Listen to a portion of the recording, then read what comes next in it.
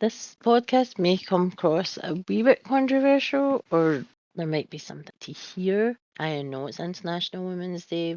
I'm just talking about everything as a whole. So, hello and welcome to Confessions from the Dark Side. I am Darcy Darkness, and I'm going to do a wee disclaimer.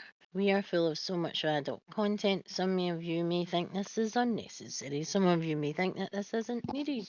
If you're one of those people, then thanks for checking us out. But I will say this once. If you can't stand the heat, then get the fuck out of my kitchen now. For everyone else who likes what we have here, then the regular scheduled programming will continue.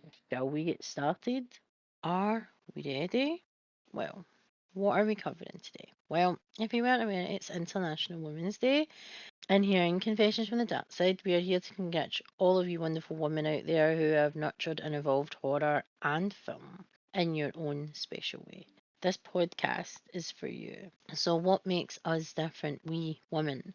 I think we have to agree that women think differently to men because of the way their brains are actually wired, and the way our creativity flourishes and evolves is completely different, yet both sexes bring their own ways and ideas to the creative table to bring us to where we are today. This isn't just in the world of horror, but in all walks of life. Our brains are wonderful engines, and we all see and feel the world differently. So our brains calculate and create differently, so our stories, our plots, and our processes are different. Some find it easier to create more than others, but when we all work together, each and every one of us, we can achieve such greatness. We see this a lot with the film industry having couples in business and life creating worlds and universes so tight and full of imagination that the process with these types of themes work incredibly well. I think both sexes pave the way for such blended techniques and creativity to flourish in the industry and bringing your stories to life through creative differences. Why though? As I said before, women's brains work differently and our creative sides are different, but the processes and how we get to where we need to be and where everyone else goes for their creative path is different. We are all different. We all express and create in our own ways. No way is the right or wrong way. We do what feels right. The movie industry as a whole is changing and evolving, maybe not always in the ways we wish, but we learn, we adapt, we change. If we didn't, we would be stuck in a rut and chasing our tails. I find that women in horror, especially, it was usually our bodies that were the main focus, or who can scream the loudest, or who do we want to be killed off the most when it comes to on screen content. But seeing the women as the badass taking out the villains, the monsters, and the bad guys, kind of like the way mothers are with their young. When it's your kin, there is no telling what a woman scorned would do in the event of this. And that is why going from the vulnerable wallflower to the badass bish is a complete turnaround for us. We use our experiences, our strengths, and then we allow them to grow within our work, showing how we experience our lives within our work and really proving that our creative sides are much more powerful than you could ever imagine. So some of the people that we may not hear about, I'm going to discuss, and some people we do hear about. And it's a mixture of the characters that have been created on screen and the people who have created them and the people behind the camera. So for I wanted to start off with Laurie Strode from Halloween, the original Halloween in 1978. Jamie Lee Curtis brought this character to life. She's gone from a vulnerable young woman, unknown her past, and coming face to face with Michael in each movie. She becomes stronger. In Halloween H2O, it shows that she overcame terror, trauma, and pain to change her life and become successful on her own terms. Changing her life, her name, and moving, keeping her enemies close, and up till now, they have shown her as I'm not backing down. As long as I'm alive, he will come for me. And Jamie Lee Curtis has made her the positive example she is today. Showing you that you can change, you can evolve, and you can overcome your fears, your weaknesses, and make them your strength. Without Deborah Hill, how would Laurie Strode have turned out with her at the helm of this original movie, showing what Laurie Strode was and how she became who she is today? We have this amazing woman to thank for it, and also to Jamie Lee Curtis herself with her portrayal of Laurie and the creation and perspective of Deborah. Laurie Strode is one of the best, if not the best, screen queens who became the contender, the saviour, and the hero within this universe to keep on fighting, similar to how women do in all industries in real life. The original film Suspiria in 1977, there is so much controversy over the suppression of the females that were involved in the making of this film, and it put women off. who worked on this movie due to how they were treated in the industry. I'm glad that there are a lot more women now in this industry who aren't afraid to use their voice and show that we are all capable. No one should ever have to prove or show that they are enough in any workplace.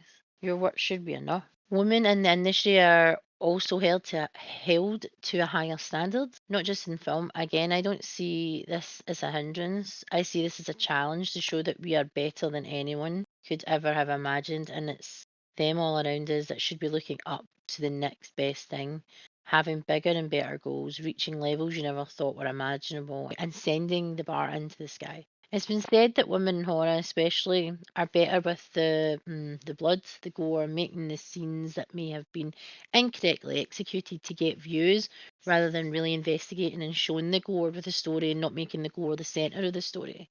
The more shock, the better the viewership. How about getting into our heads and making us think about the what ifs and the what ofs? Really making us think, whoa, we went there and there is no going back. Our version of horror is different from how we see the world. We, as women, see the world in a whole other light. And again, this is how our brains process our day to day and our creativity. When we are truly focused, there is so much untapped resources that can make a story or gore into a masterpiece. Movies such as Jennifer's Body, Raw, and Ginger Snap, these movies explore the female body, yes, putting it through extreme and fictitious pressures of society within the storylines and plots. These show what our bodies can do, even in the world of your imagination, making even the women who were known to be the victims and the ones who die first to the underdogs, the hero, and the badass bitches that slay and destroy, making us the stronger species in movies.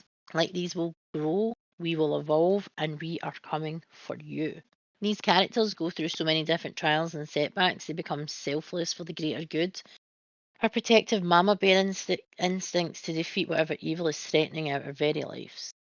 These are the role models we want for the youths and for our future and for the future. Women show us a different perspective of reality when filmmaking, so any wonder why it feels so real while watching. We have that gift to show realness even in the face of fiction. It is believed that with our ways of how we express empathy, this has been over the years either made us look unhinged and unstable or has shown how strong we actually are. And with this evolution to show a softer side to us and how our sympathy for others who are suffering, showing how we actually care for others who are struggling. The way we portray violence and other horrendous acts in horror, we show how our minds work with revenge, how we go about righting the wrongs that have been done to us or the people we love the most. Watch out for the fierce females in the story, people. The people you wouldn't expect. The sheer madness of revenge are always the ones that shock you the most, showing that anyone can stand up and be the hero.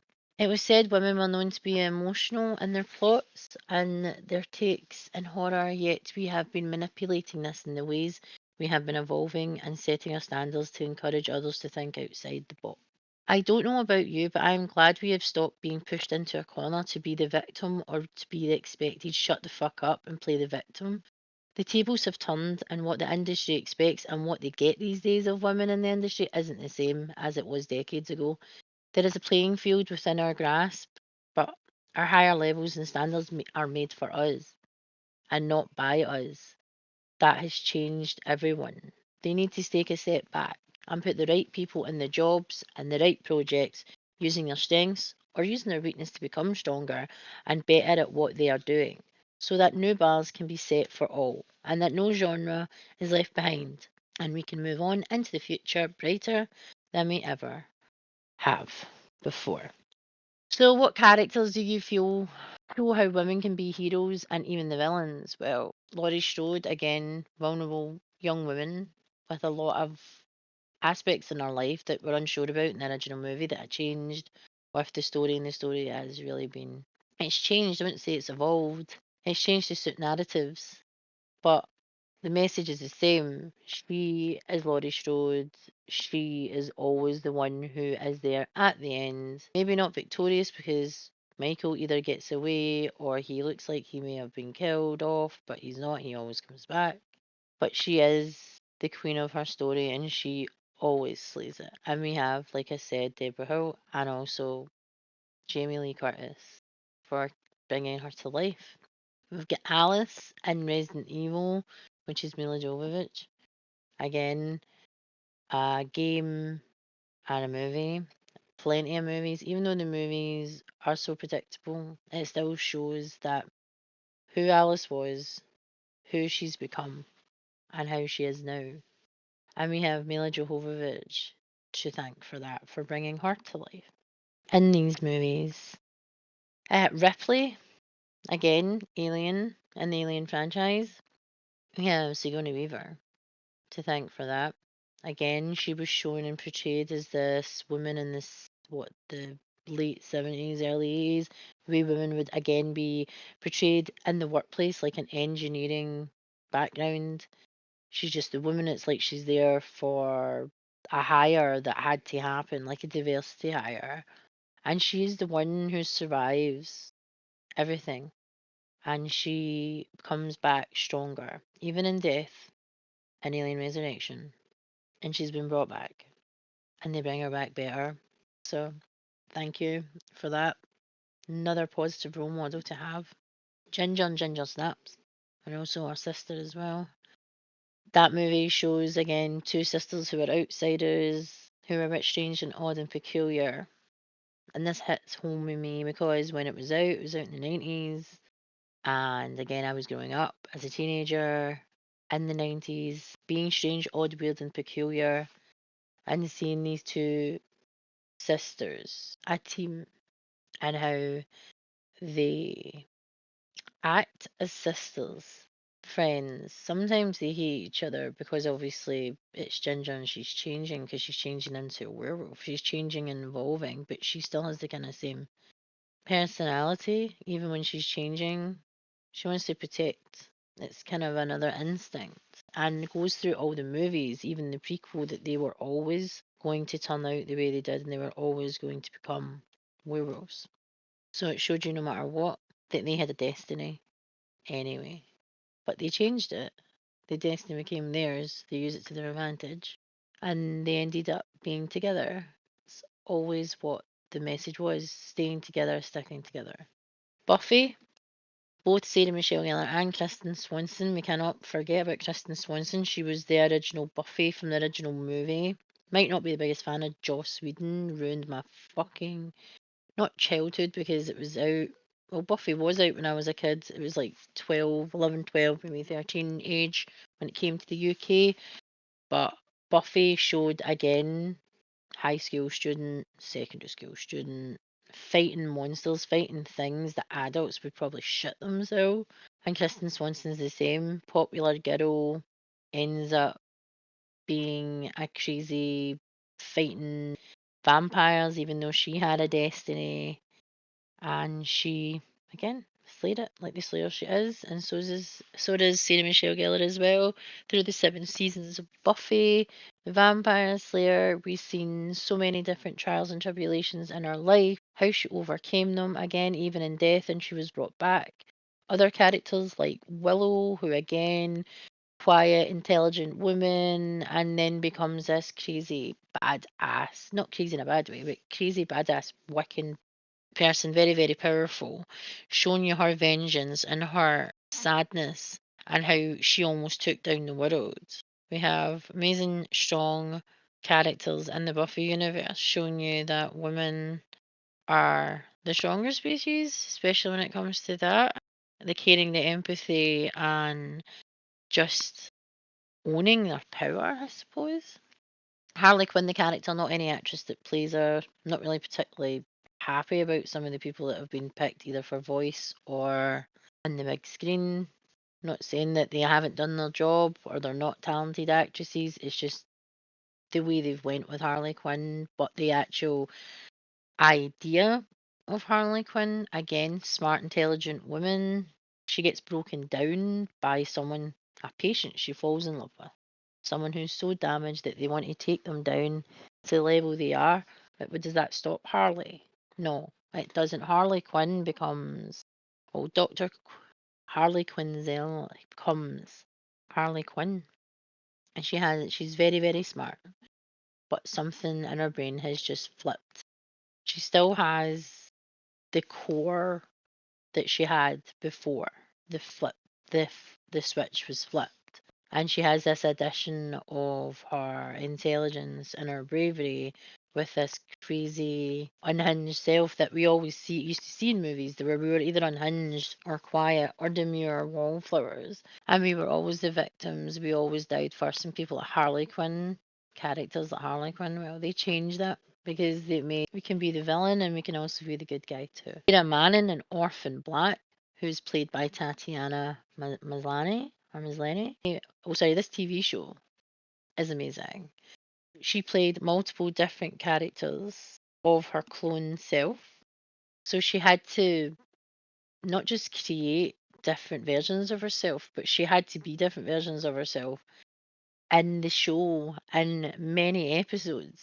She was never just Sarah, she was other characters with different strengths, weaknesses, different backstories, and she managed to bring each and every version of herself and the clones of Sarah Manning, because she was an original.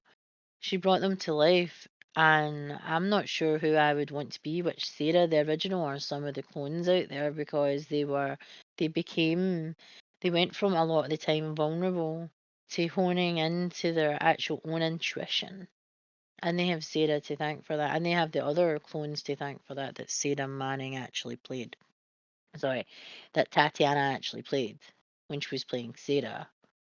And that's the one thing about that show that was different. They had one person playing majority of roles, and it just shows you how incredibly talented that actress actually is, that she can actually submerge herself into so many different lives, even though, again, they're clones playing the same person, but they're not with each individual person in life. She brought them all to the screen. And like I said, I cannot pick which one that I preferred the most. There was so many different versions of Sarah that it was just every time I watched that show, I was surprised by everything she was pulling out. Basically, it was like she pulled out no stops. Sorry, all the stops to make Orphan Black the success and the underdog, because it wasn't a big show originally.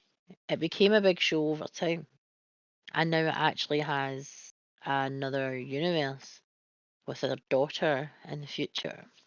May have that too. In real life, you have from The Conjuring, Lorraine Warner. In real life, whether her powers or her intuition is real, because intuition is real over the whole psychic thing and medium thing. You can feel other people's vibrations and feel people's intent, etc. You can feel all that. But in the movie with Vera Farmiga or Farmiga, I can't pronounce her name, so I'll just call her Vera. Vera brought her to life, as she has done with many characters with strong backgrounds, and she was made to be Vera. And I think Luna would definitely agree with me that Vera plays an amazing Lorraine Warner.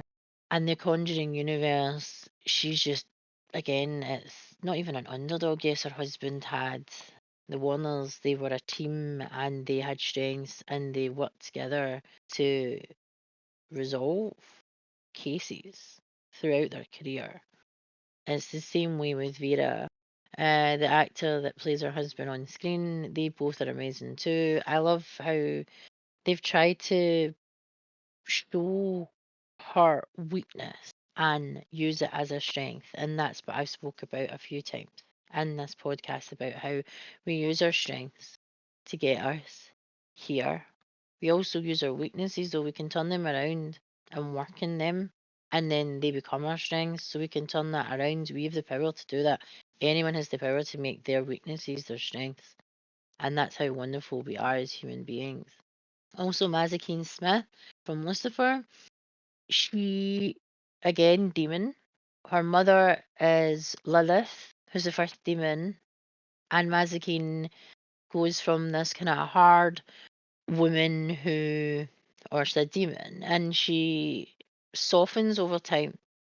This kind of exact opposite, where she sees her weakness, her emotions as her weakness, when they're actually not. They're her strengths, especially for the people she cares about if they're in danger. Mazikeen, I would not want to come up against her, put it that way. and she is played by a South African actress. Her name is Leslie Ann Brandt. She's also played by a woman called Cassie Clare in The Sandman, but the person that I'm talking about is Leslie Ann Brandt, and she is an amazing woman. She's so positive and on her social media as well, and just her energy when you see her in interviews and you see her in other movies. She was made to play Mazikeen. She became Mazikeen, and I couldn't imagine anybody else playing her in Lucifer. She's the dynamic duo of Lucifer and Mazikeen. They are a team, so again, they are both working together. And it's really, really good in that show. If you haven't seen it, please go check it out.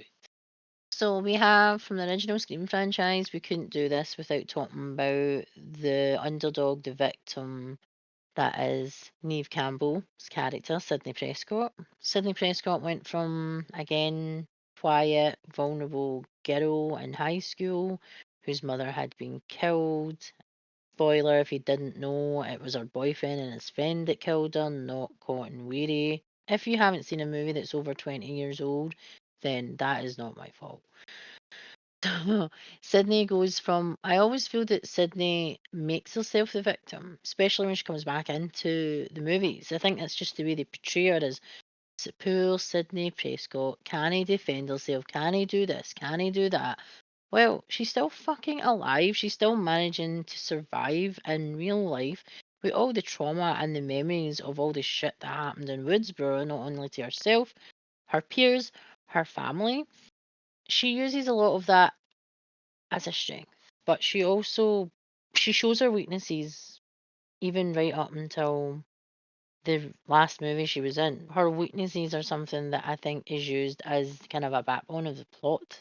That she's overcoming her weaknesses, overcoming her fears by coming back into this universe or coming back into the line of fire with Ghostface. Even though her Ghostface, her original Ghostface killers, are apparently dead, but again, with the rules, they can come back. They can come back. But Sydney Prescott, you see her evolution from the first movie when she becomes a victim herself.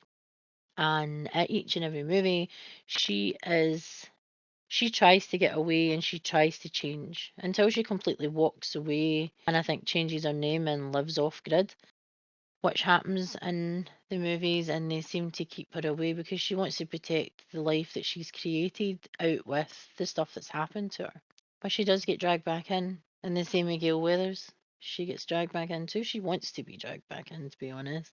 But Sydney tries to leave, and she tries again. It's similar to Laurie Strode, but she's more vulnerable the way they've portrayed her in the films.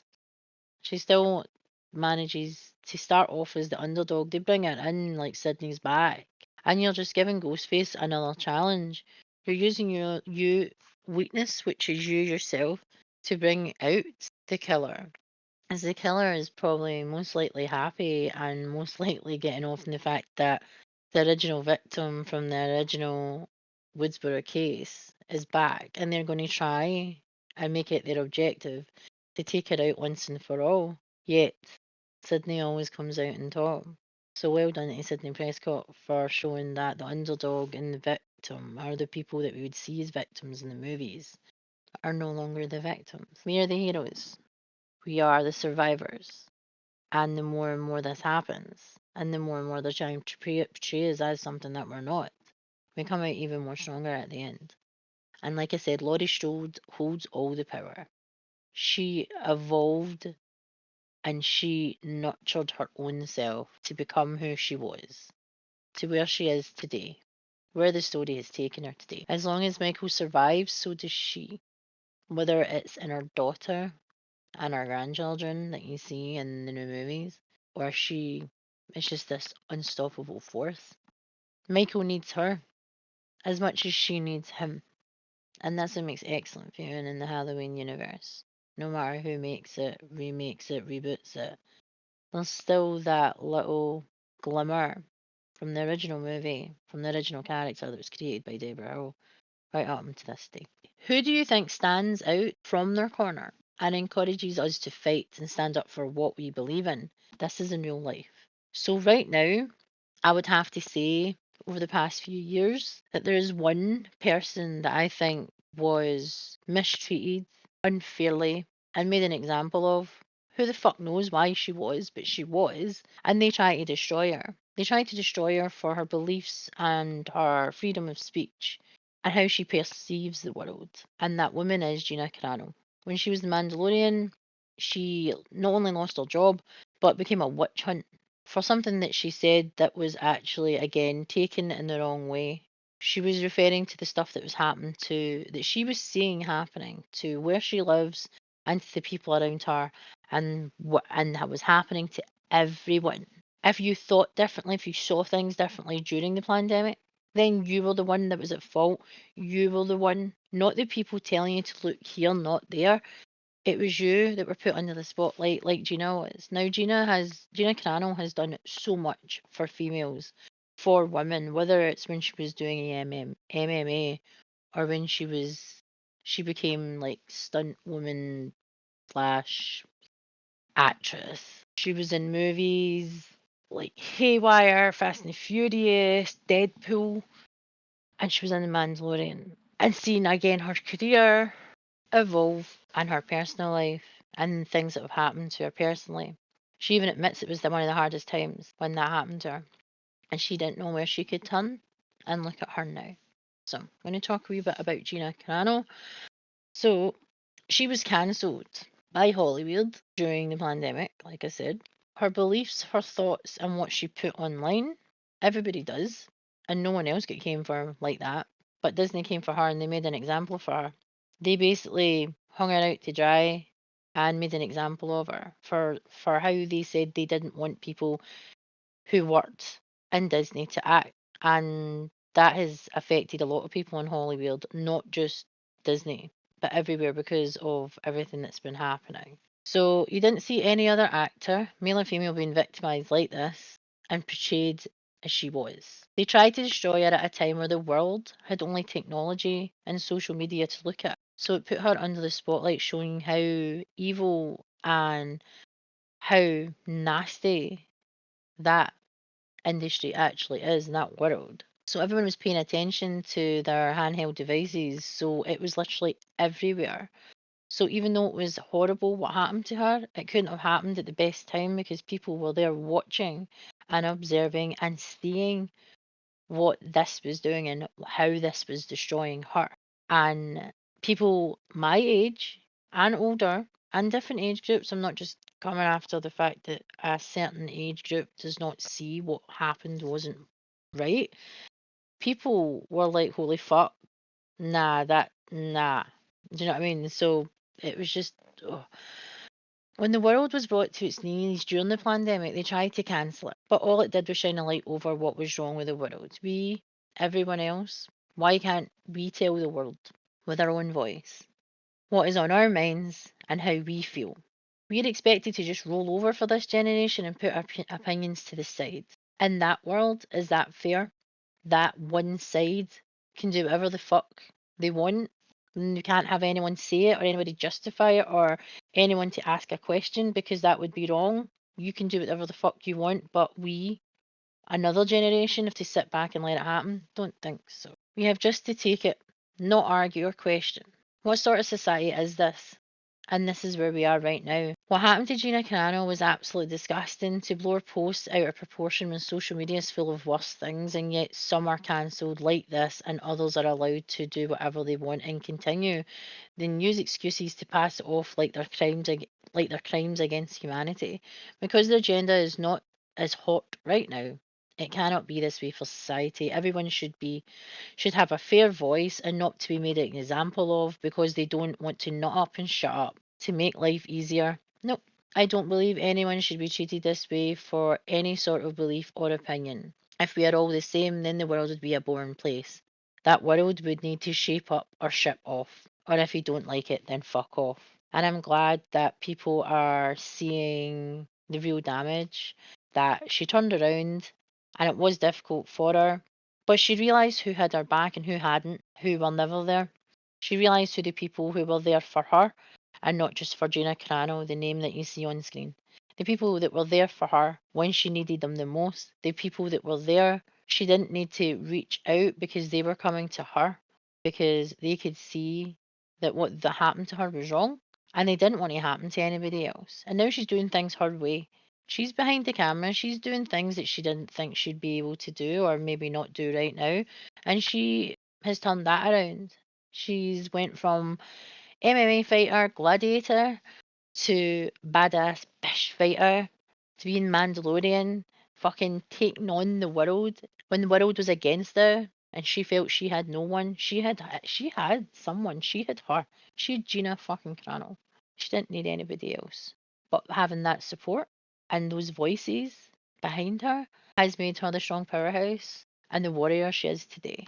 And I can't wait to see what the fuck she has in store for everybody. So please don't do what.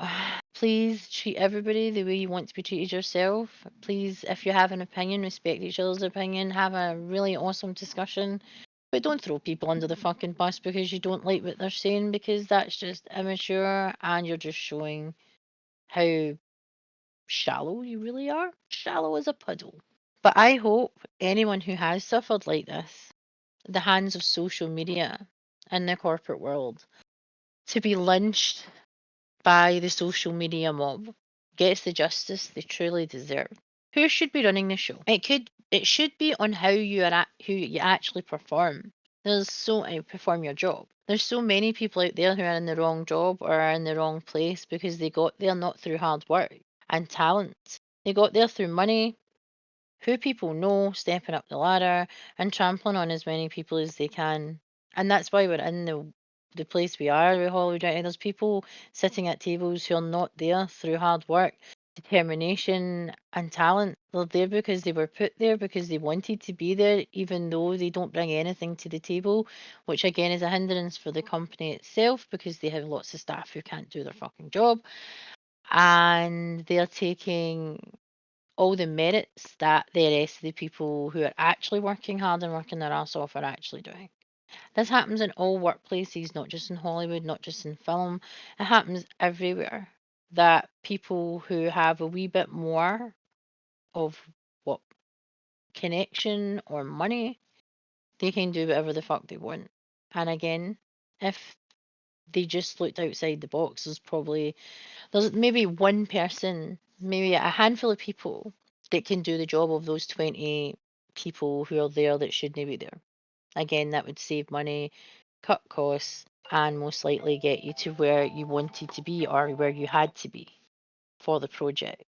And this is what needs to stop. It needs to not be on a need to know basis and money basis. It needs to be in talent and hard work and determination to prove that you can do the job, not just I can do it because so and so got me here or so and so paid me or so and so bought me this job.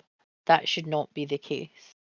It should be earned with experience and talent and hard work and determination to bring things to life. It's hard to believe that there are people out there that have not shed their blood, their sweat, and their tears into the craft, into their talents, that are working on projects and working in the industry that don't know their arse or their elbow. Everyone wants to excel in their own strengths, but we need to first shake the tree of the people clinging on who aren't supposed to be there, making all industries more difficult to enter and break and be a part of this, be a part of, as this is what is leaving us trailing behind the things that could have been prevented if only the right people were in the positions they should be. Sorry for the rant, but it is definitely true. Now, this was just a wee tribute to the women in the industry making changes and developing this world so that the next generation can create bigger and better projects and bring more of what we love to the big and small screens alike. The opportunities in the workplace should be going to the people with the talent, the drive, and the hard work. They prove each and every time they show up through the good days and the god awful days and the wonderful days. No matter what the day brings, each day should be shaping us and showing us what we really are capable of. Don't change. Be proud of who you are and what you have created and who you have become. Fuck them all. Do something for you. Do something that puts a smile on your face and make sure everyone knows that it's all you. Happy International Women's Day and thank you to everyone for showing up, smashing each day like it's the last, and thank you for setting goals and standards to show how badass we actually are. To the women who came before us and the women who will come after us, let's fucking go, because we've got this. If you like content like this, remember to go check out Confessions from the Darkside social media platforms, which is Twitter, Instagram, Facebook, YouTube Music, Spotify, and Buzzsprout. Let us know what you think over on our social medias, and let's get chatting about this topic, all the topics even. Let's grow our community and show how amazing our community and how horror actually is. If you want to get to know us as individuals, then you can check us out in our links below. I'm Darcy Darkness, and I have a YouTube, an Instagram, a Twitch, and a Kick. Lunar has a YouTube, a Instagram, and a Twitch. To actually contact us and reach out to us at any point, if you want to chat to us, if you want to even come onto a podcast or anything like that, then you can email us at confessionsfromthedarkside@gmail.com. My own email address, if you want to just contact me, I'm behindthemaskreviews@gmail.com, and Lunar is lunarxrising@gmail.com. And I want to wish everybody a happy International Women's Day, and I want to wish everyone a wonderful week, a wonderful day, and do something that makes you smile. And don't let anyone ever dull you. Don't let anyone ever tell you you can't do anything, because we're more than capable of knowing what we can and can't do. And we're more than capable of changing ourselves and making ourselves better. I'm Darcy Darkness, and this is Happy International Women's Day from the women who came before us, the women who are here, and the women of the future. Later.